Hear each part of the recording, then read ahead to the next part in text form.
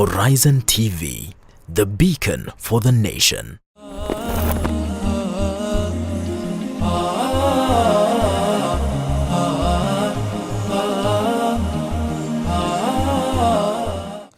It's Friday again.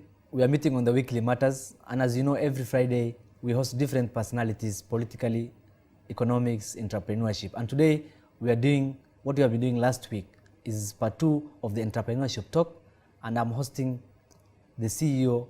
He was previously the CEO of London Hospital and also a founder of London Hospital, but now he is the Chief Operating Officer of Metropolitan Hospital. Welcome to the show, Dr. Abdi Mohamed. Thank you very much. Okay, you know, there's a talk we have been having for the last 2 or 3 episodes, and I think this is our second episode, and we are talking about young people who started businesses either out of passion or either they found themselves in business through either by design or default, and we are kind of serializing those stories so that we can inspire also young entrepreneurs, and so that they can either be inspired to start their own businesses or have an idea of what it takes to be a businessman. But these are entrepreneurship, because as far as we understand, there's a difference between being an entrepreneur and being a businessman, and that is why we are having this show. Once again, welcome to the show. But before I go into the topic, kindly tell us who you are. As you have said, my name is Abdi Mohamed. I'm a medical doctor by profession. Currently, I'm the Chief Operations Officer for Metropolitan Hospital, which is a combination of Metropolitan Hospital in Buruburu and London Hospital in Pangani, and a clinic in CPD. You're a doctor by profession, but you're also an entrepreneur. Where did the two meet? Entrepreneurship, I think, and business has always been in my blood, I must say. In campus, I used to operate a taxi in Isli while still in campus. So the idea was always to start a hospital after school and be able to provide the services that's basically affordable to the majority of people. I finished my medical school in Nairobi University, and I was sent to Malindi District Hospital to do my internship, and I worked there for 1 more year. And that's where the process of opening a hospital actually hastened, I would say, because the plan was maybe work and then do masters, become either a cardiologist or a neurologist, and then open a hospital. But the need was more urgent than I thought or anticipated. What is that specific thing that expedited you are becoming an entrepreneur in the medical field than pursuing your studies, as you have just said? The reason was, yes, the spark is generally it was because the first year of internship, you are just busy learning the ropes, trying to finish your internship, because it's 1 year which is mandatory for every doctor to go through. Then the second year is when now, because I was a medical officer, I had some more time, enough time to do other things. But Malindi, being a small town, usually is, and more so it's a tourist town. So it has its seasonal variations. There's a time the town is booming, there's a lot of money in the town because there are so many tourists around. Then there's a time the whole town is dead, literally. Hotels, entertainment joints, everything is almost closed down because there are not enough tourists to sustain such businesses. Then at that time, for people who come from Malindi, they would tell you it's called Kusi. It's sort of like they have a mini Ukame, if I may call it. Yeah. So the people can't afford. Then you realize when they come to the hospital and you start sending them for certain tests maybe that are not available, they can't. They will tell you, mwanangu, nikusi, there's no money, there's this. Then at the same time, at that time, the union for the doctors was not yet formed. So the salary was ridiculously low. So basically, you are in a situation where you are not getting enough salary that you might feel is worth your title, doctor, because the community believes. Having been in school for 5 years. Yes. So the community believe you are a doctor now, so you are swimming in money. But in reality, there's nothing. Then your patients also cannot afford. The ministry is not providing the required equipment and drugs. And that's why you find when sometimes doctors go on strike purely for the working environment. It's to stop that hopelessness where you know what to do, but you don't have the equipment, the drugs, so you are stuck with your skills. So for us, it was even worse. You are stuck with your skills and you don't have the resources to even afford yourself certain things in life. So that is now what made me decide and say, okay, it's time to quit government. Yes. And start your own. And start something. So how was it now starting that something itself? The reality is... sometimes people see you managing a hospital as big as Ladnan was before. Now you have merged with Metropolitan. And I have also been privileged to be in your office several times. And I know you also participate in community works and all these things. But we just see the good side. You know, how was it beginning? It's true. People see the end result sometimes. But the reality is, to begin with, it's not easy. Number one, I must say, because I was young and I had no family and nothing, so to begin with, there was that folly of youth, because you're young, there are no responsibilities that you have a lot. Hyperness, energetic. No, you don't. You don't have children who are going to school that you are paying for school fees and such. Whatever it is. Exactly. Yes. So that was somehow an advantage and a disadvantage. A disadvantage because everyone you talk to looks at you and wonders you are sick in the head, you're finished, craziness, you are mad, you finished the other day school and you want to start a hospital. Why don't you start with a clinic? Why don't you start with a kiosk somewhere, small, one room, before, and see if you can do and then progress. Yes. So the youthness has its advantage and disadvantage. The advantage is you can take risks. The disadvantage is no one trusts you. Everyone believes you are too young. That was number one. Number two, I was doing things from gut feelings. Not that I had a degree in management or no. So it was just learning on the job, trying, first of all, convincing investors, both my colleague who we started with, Hussein, and then also other investors. So for every startup generally, they say there are 3 F's for funding. So it's either your family, your friends, or fools who will give you money to do a startup generally. Why fools?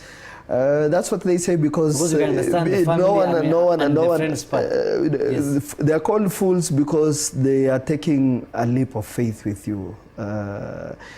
Real investors will want to do calculations, look, track record before they believe and trust you. So you must have something to show for them to accept and say, we can invest in you. That's why it's called the 3 Fs are the ones who will fund you, and that's why it's difficult for banks to even fund any startups. So that is usually the challenge. And as a young boy, you always make your own calculations. You imagine this is how it's going to be. If we see this number of patients, it will be enough to pay salaries. Yes, a lot of theory. Yes. Then when you go into that's when you realize things become a little bit tougher. So the first 2 to 3 years generally, because the break even comes like the 3rd year or 4th year, is when now the business is able to sustain itself, pay, and run smoothly. So the first 2 to 3 years, luckily for me, I got also younger staff who joined me. So we sold the idea, and they also believed. Some stayed, some left, because sometimes you will find a month will pass, no salary, a second month, no salary. Have you ever thought of now in the midst of this, in the beginning, have you ever thought of quitting? Not really. You could always see some changes here and there. You can find there's improvement. You know, the thing is, it's not downhill. It's ups and downs, ups and downs, ups and downs. So it goes either way. So sometimes you find this month things are good, next month they are down. The other month things look up, promising. The second month they look promising. Then they start going down, first, second. Then again it comes up. So it's you have those spots here and there. And then you need to constantly think what needs to be changed, so that you don't just sit down and say, okay, let's wait and hope. So that's now when you realize you need to start doing certain other things here and there, maybe adding. So the most interesting bit was 2 years into the business, I went back to investors and I told them, we need more money. To do what? To set up ICU and dialysis. Then they told me, you must be mad. With the little that you have, you are unable to sustain it. Yes. Were you showing them, despite all the challenges, when you're going back to them, were you showing them any, was there a program that they could see for them to invest in the ICU? Before you answer that, I would like to remind our viewers, we're also live on our social media platforms. That is Facebook, Horizon TV Kenya, Twitter at Horizon TV Kenya, myself at Ahmed Khadarwan, at Dr. Abdi, MD, Managing Director rather for that, but now he's the Chief Operating Officer. It could be medical doctor. It could be medical also. Yeah, let's go. Yeah. Yes. So, so that was part of now a strategy of differentiating the services that we're providing. So they could look at and say, no, are you sure? Then you tell them, no, trust me. With this one, once we start, things will change. We will be a bigger hospital. We'll have more services, more revenue will come in. Those are new lines of revenue. So for sure, we will be somewhere. After many months of negotiating here and there, they agreed. In the long run, we set up. Then the other thing that happened was Dr. Ahmed Kalebi, the CEO and founder of Lancet Laboratories. Yes. Was my very good friend. Yes. Were you classmates? Were you in no, he taught me. Oh, he taught you? He looks younger than you. What are you trying to say? I never met him, but I see his photos and those kind of stuff. Yes, so we met somewhere in Eldoret for Kenya Medical Association. Then he told me, you need to professionalize your business. Yes. You guys have started something, but now it's time to move away from the Juakali part. So that you become a so that serious- now it becomes more professional. Yes. So he said, let's set up a board of directors. Good. Now, talking of board of directors, why, young people when they're starting their businesses, despite the challenges, why they need to set up a board, and so that mentorship and all those kind of stuff. We are going for a short break. We'll be back. Keep it there.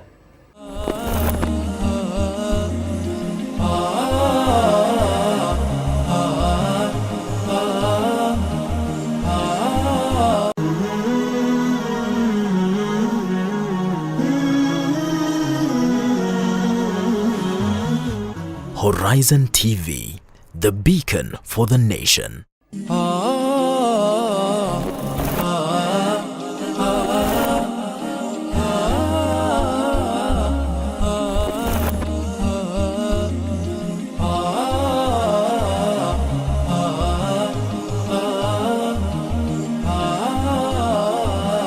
If you're just joining us, we have been having a conversation about entrepreneurship, and today our guest is the Chief Operating Officer of Metropolitan Hospital, and we are discussing entrepreneurship, what it takes to be a serious business person, as young as you could be.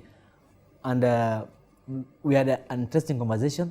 Welcome back, Abdi, or Dr. Abdi, that is. I call you Abdi because as much as we're on a studio, we also have some, before here. Yeah. So the point that you have been talking about, going back to the, you have talked about the challenges you have started, and then going back to your investors and being told, this craziness. So what happened? They accepted, so we set up the ICU and the dialysis unit. As I told you, Dr. Kalebi came through, helped us a lot in setting up as well. So he said, you guys need now to do more professional work in terms of management. So you need a board of directors that will help you do most of these things. Being a young entrepreneur at the beginning, usually you don't have the resources and the leisure to employ as many professionals as you would wish. So at the beginning, like You are all other, you are everything. The CEO, you are the accountant, you are the human resource chief. Exactly. You name it. Exactly, Yes. exactly.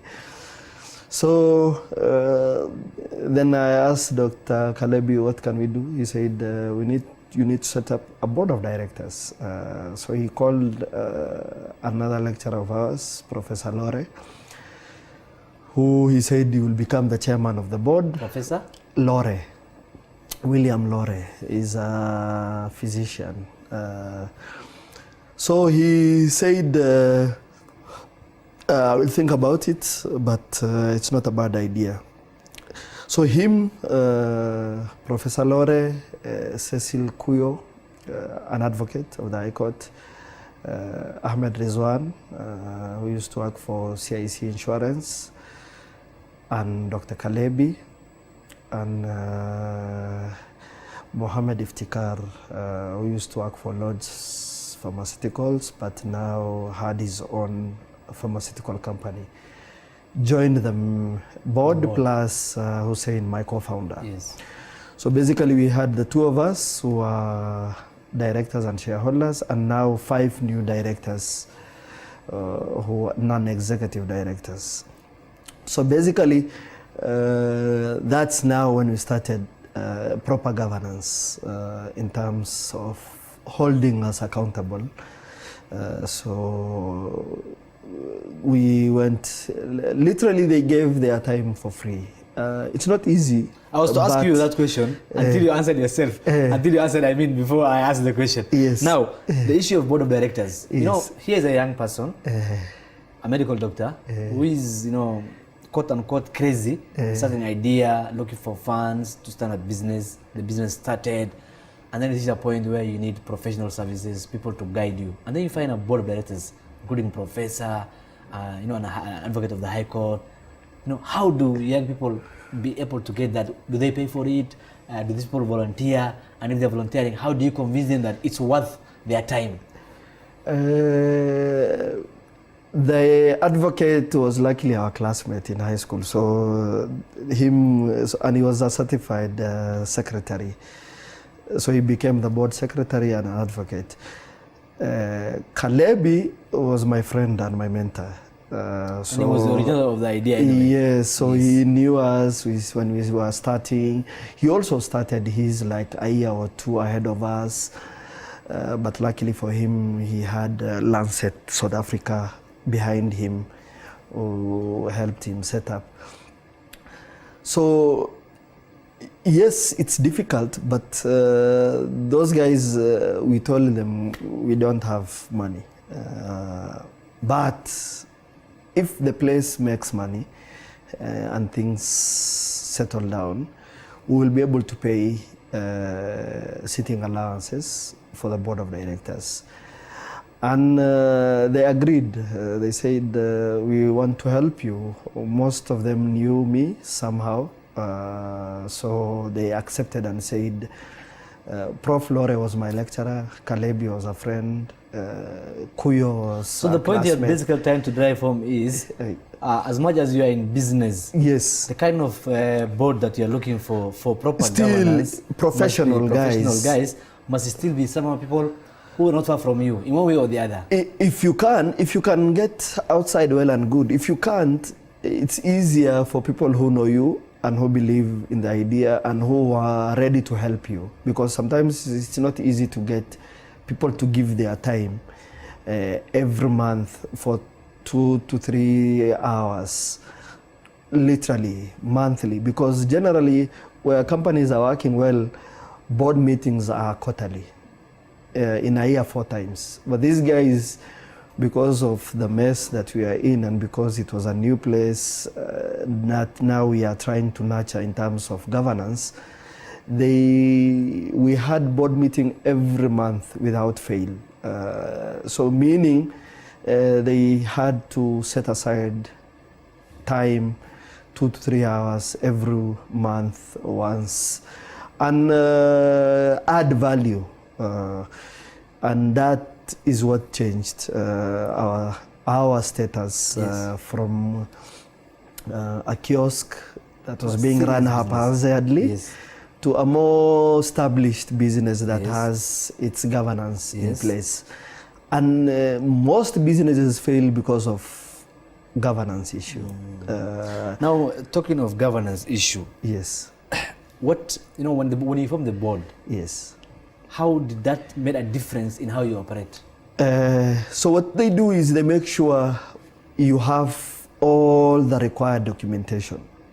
Like they push you to get every license that you are required. So basically you are working within the legal framework. You have the licenses, you are paying your taxes, KRA, you are hiring the right staff for the right job. So that if you must have a finance officer, so you must hire an accountant, you must hire an HR officer. So basically, they push you to get each and everything is done correctly. Then they make sure each person is operating within their job description. You are doing the correct financial accounting because you have to present every month. Yes. What was your income? What have you done? So if you picked money, you will have to answer, which is not salary. Yes. Why did you take? What is it for? So such accountability is what they usually bring So in essence, to the you're table. saying young entrepreneurs, for them to achieve their entrepreneurial dream, there must be some sort of financial discipline. Definitely, because you will, if you don't have that discipline of separating, because one of the things was the first thing they said is, are you on a salary? No, first Pay yourself. pay yourself a salary to begin with. Because we make that, young entrepreneurs normally make that mistake of saying, it's my business. I want this, so you buy. this. You pick from the cashier, Yes. you go and buy. You Yes. want this, you just pick money. You see a nice car on the road, you decide, okay, let me buy. So that cannot happen when you have the proper governance. So they make sure you don't take even 1 shilling that is not accounted for and that is not meant for the business. As long as it's not meant for the business, then you are not supposed to pick any money from the business. So that's what they do. Discipline and making sure there is both finance and even day-to-day management, that the management is following the right policies and protocols. Yes. Okay, you know, there are people, young people especially, when they start businesses, within a year or two, most statistics shows that most startups die within the first 2-3 years. Yes. What contributes to that, and how did you escape? Or, of course, we don't wish you to fail, but how did you maneuver yourself out of that? So, as I have told you, it's true, most will fail within the first 2 years, almost 90%. It's more to do with resilience and the issue of giving up and not thinking, trying to change. Because you see, you will start with a business plan in mind and a strategy. Then once you go into the business, you will realize that does not work. So you must be ready to continue innovating and seeing what are the shortcomings, what are the challenges, what needs to change, what needs to be tweaked here and there, so that constantly, yes, the business is not doing well, is not paying itself, but you don't give up. You keep on changing. Otherwise, if you could just continue, you will realize 1 year will pass, second year will pass, and then you give up and say there is no hope, and then you walk away. So what needs is you don't give up, but you keep on innovating and trying to see. It's not a must you continue with the business plan that you started with. Yes. It's So not you have fixated. to be adaptable. Yes, to the situation as you yes. You Yes. adapt to the market, Yes. to the current situation that you are in.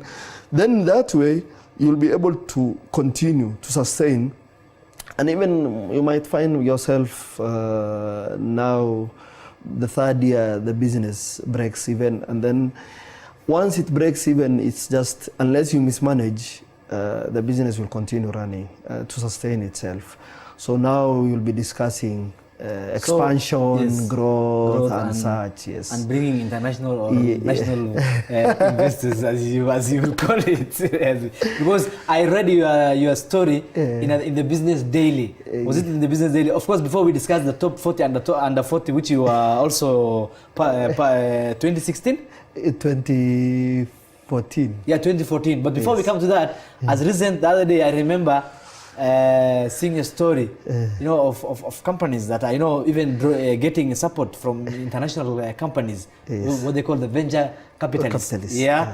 So you see, give us a little bit, about that. What does it take to before you even to be considered for that? No, generally, PE funds, like all other business people, are people who are looking for opportunities. So what they do is they scout the market. They know, so suppose they want to invest in the oil industry in the country. So they will look around which company is doing well, where, so then they approach you. So for us, after 2 years, after the break even in 2014, because we started in 2011. So we were approached around end of 2015 by... You started 2011? Yeah, we started in November 2011. But the process of the place and partitioning started April 2011. So they approached us, a PE fund, an international PE fund, who said they are interested to come on board and invest in the business.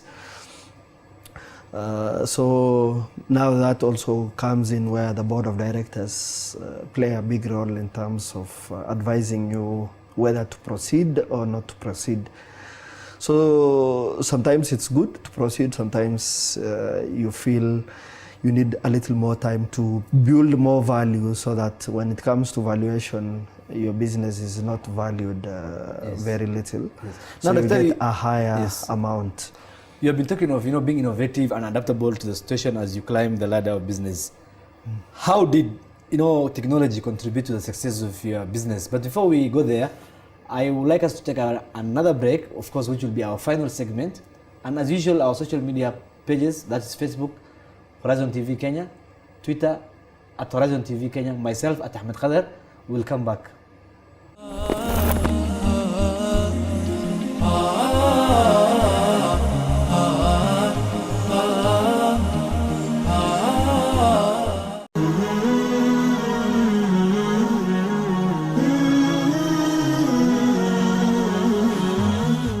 Horizon TV, the beacon for the nation.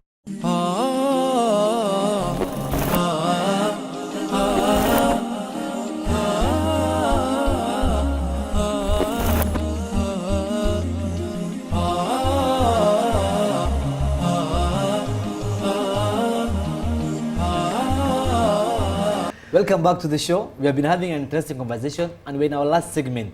I was with Dr. Abdi Mohammed, the Chief Operating Officer of Metropolitan Hospital. We have been joined by a guest who was supposed to be at the beginning part of this show, but unfortunately he couldn't make it. Maybe held in traffic. He will tell us along the discussion. Welcome to the show. Thank you very much. Kevin Osido, a governance expert, governance and policy expert. And we have been discussing about entrepreneurship, young entrepreneurs, and what it takes to be, a serious entrepreneur. And there's a difference between being a businessman and being an entrepreneur. We have seen young people all over the world, Africa or globally, people who started businesses from, no one expected them. And all of a sudden it becomes a corporation, a real corporation, like my friend here he has been, now merging with big hospitals, Yeah. So, Dr. Before we bring in Kevin Osido into the discussion, we have been talking about your story and, generally what it means to be an entrepreneur, the board of directors, mentorship, the challenges you have gone through, and finally we're here. Tell us, you have been, selected as one of the top 40 under 40, in 2014. And first of all, personally, I just want to congratulate you for merging with Metropolitan, because it doesn't take, any startup to merge with this. I don't know whether that is also another startup, but it must have been there. What did you think? How did, first of all, before we talk of the top 40 under 40, how did the merger happen, and what inspired you to do the merger? As I have said earlier, our PE fund approached us, and then they said we are looking for hospitals to invest in that we can grow, and one of their main requirement was a business that has been in existence, which is healthy, has opportunity to grow, but more importantly, the funding that they had was too much. So they said, So they had you they had cannot money to spare. you you cannot absorb Yes. alone. So we need another hospital and another hospital, because they raised $1 billion. So it was a huge fund. That's 1 trillion? Yeah, or even No, 100 bigger. 100 billion, know. I saw. I don't know. Something It's, like that. it's one. I can. I don't know. don't The know fact, the if you math. can't calculate, I can't. We need a Yeah. calculator. If the money man himself cannot do it, I can't do it either. So Yes. they had that funding, so they said we need you plus another hospital, Metropolitan, which is not new. It has been in existence for the last 25 years. So we merged the two hospitals. That's how the merger came about. So we had the usual due diligence negotiations.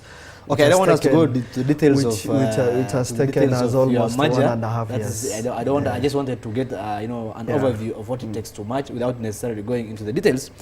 And Kevin Osido, Yeah. welcome again. Shukran.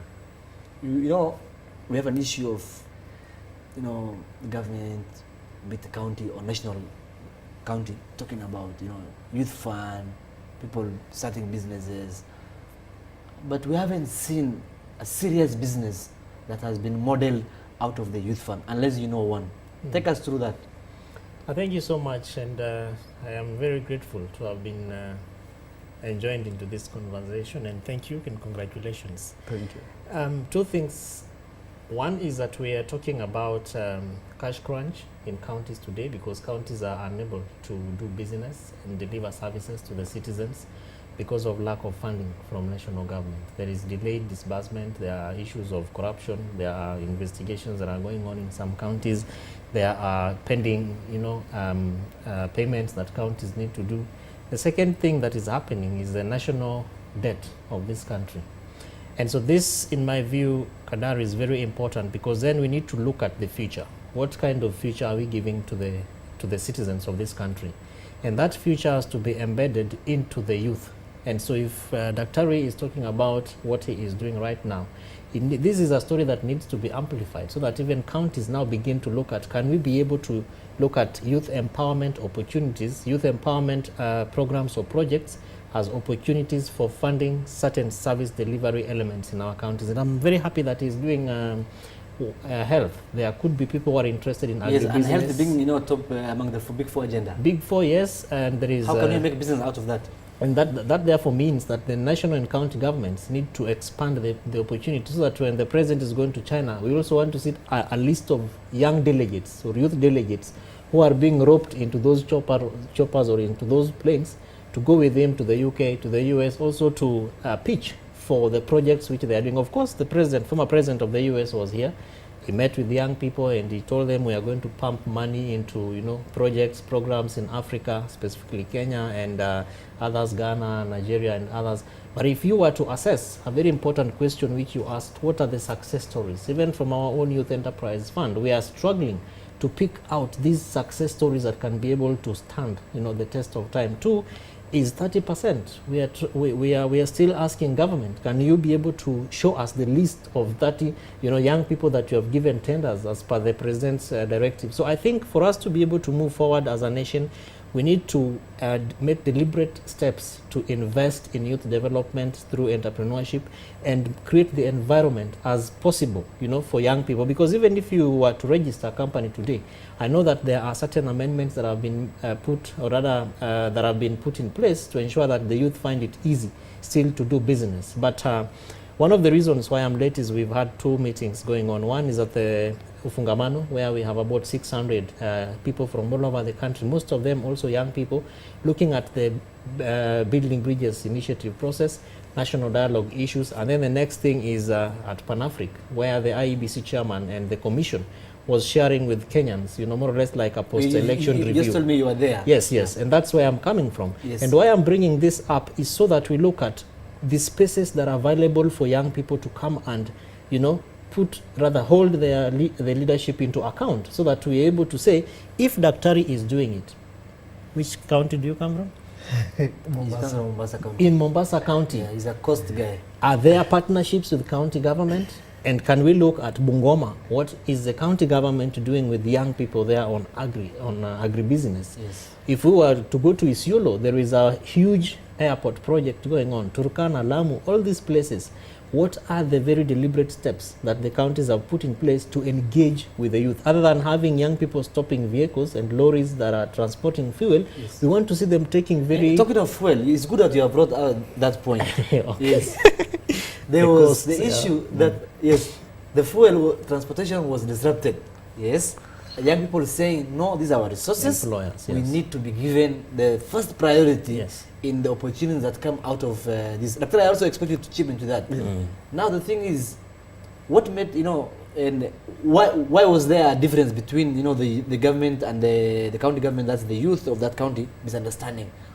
What's so hard about telling the youth, listen guys, this is your share of the oil, let's do business, this goes out, and this is your returns. What is so big about that? What you are saying is what needs to happen, yes, by law. In fact, right now we have a review of the public-private partnerships policy that is ongoing, because we have mega projects that are taking place in counties. unfortunately, the major segments of the community, particularly young people and women, are missing in this discussion. So I wasn't surprised, and I won't be surprised if in Lamu they say we want to be part of LAPSET, because the youth are the future of any nation. And in fact, the late Nelson Mandela is the one who said, a nation that does not make deliberate steps to involve its young people and women in development processes is a dying nation. If Kenya does not make those deliberate steps, and you see, fuel is a very important commodity. It is more or less like the engine of any national development processes.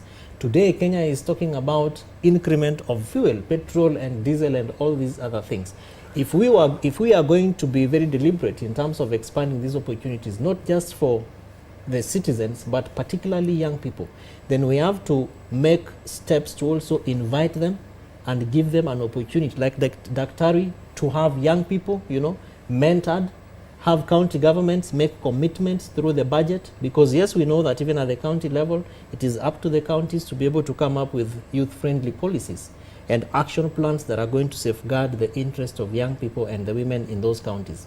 But if we're only going to be talking about corruption that is in the counties, lack of payments for governments, yet we fail to amplify the big things that young people are doing, like the story of Daktari, bringing them out in the media. Of course, social media is doing a lot of good work, but you see, the amount of news that we listen to is negative news. Yeah, now Daktari, talking of giving young people, sorry to cut you short, but talking of giving young people a chance, we are seeing a situation where the youth fund and we talk too much as a nation. We do very little. And we do very little. Yeah. That's the problem we have. Now you put together 10 guys, you give them 100K. I want you to make me understand how that is a business venture. You want to say something about it? No, yes. Actually, at the moment, currently there is a plan ongoing where all the funds have been merged into one. And the limit has been increased. Sometimes they say ngala muwe na haki umpe. Yes. The limit has moved to the limit has moved to 5 million, which is reasonable. But it's true, 50,000, 100,000 for 10 people was not making sense, and it was, and that's why you are unable to say this business was grown out of the youth fund. Yeah. It's not possible. Yeah. Because when you give 10,000, 100,000 shilling, it doesn't make any sense. I wish now that it's 5 million, they can even increase more and give opportunities to businesses that have already started and need some sort of expansion. Like, let's say, for example, someone is a studio, a guy records, but he needs 2, 3 more cameras, he needs this, that. Give him the equipment, basically. Which will cost maybe 5 million, 10 million, a nice camera that will cost. And that person will be able now to do more, shoot more videos, shoot more movies, because he has now the equipment. You will find another one has some business, a car wash. Someone has a small manufacturing plant. Wines and spirits. Of whatever it is, agro business. Someone is doing some export.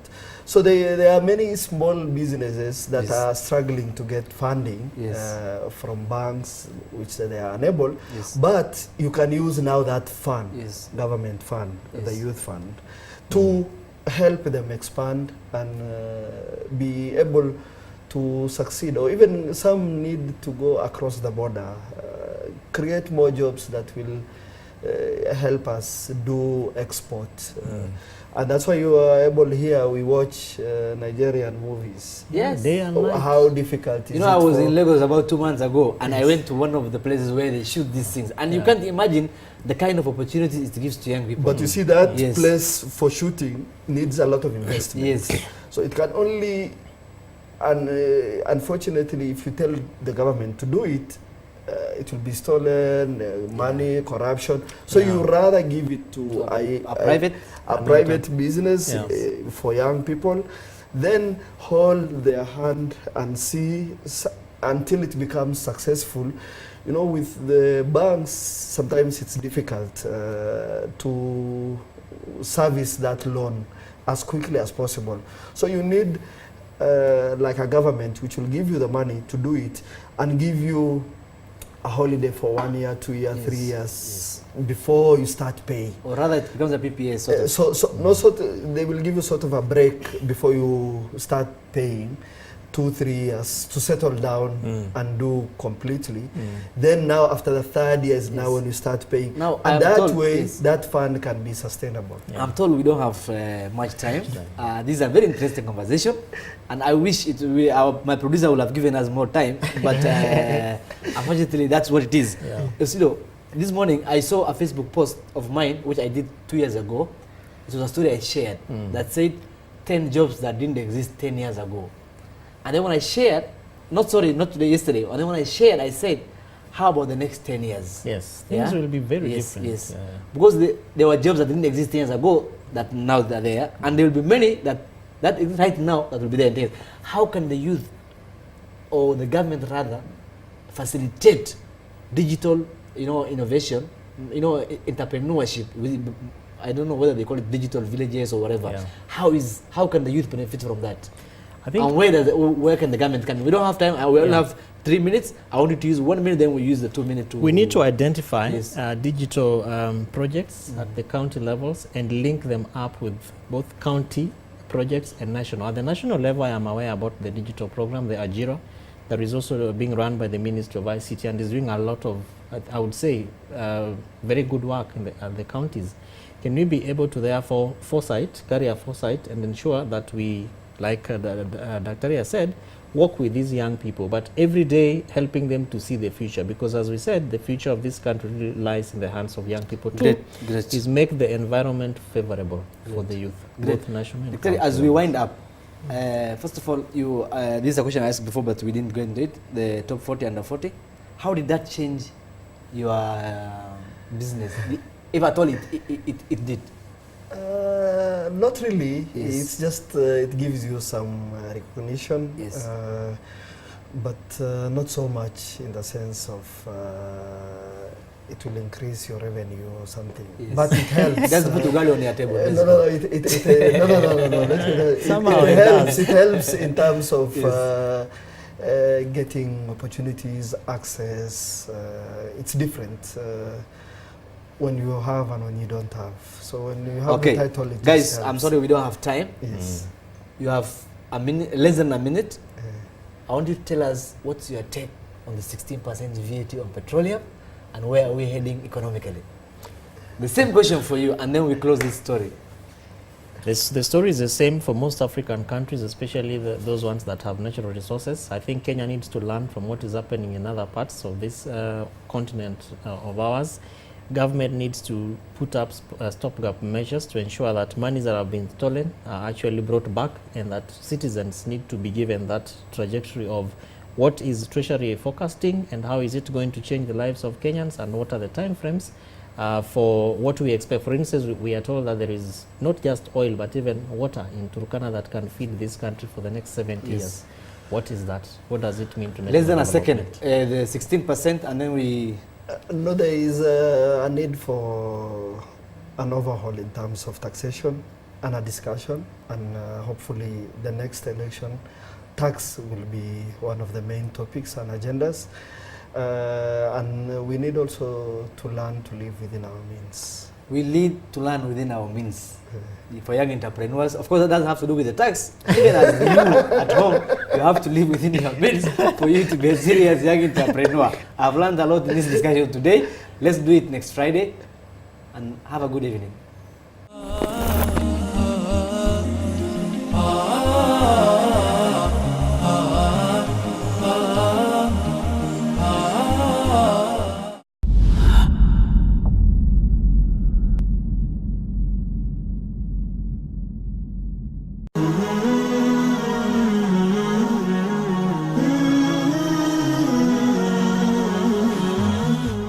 Horizon TV, the beacon for the nation.